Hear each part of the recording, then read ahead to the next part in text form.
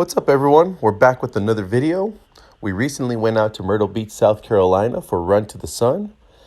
One of the cars that debuted out there, we thought we'd make a small feature for. Pretty sure it'll be familiar. We'll get to that more in the video, so cue the intro.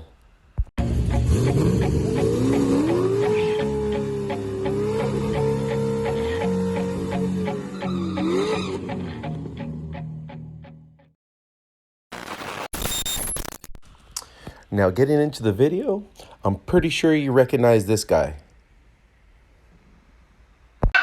Steve-O! That's right. It's our good friend Stephen Coggins out of Southern Muscle and Classic Restoration of Spartanburg, South Carolina. This is the Corvette that we featured in a different video for the assembly.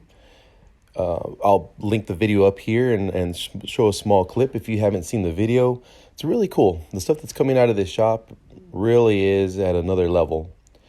I hope you enjoy the video. I tried to capture and highlight some of the key parts of the car. But if you would like to see more information on this, comment below, let us know, and we'll try and get more features like this. All right, enjoy.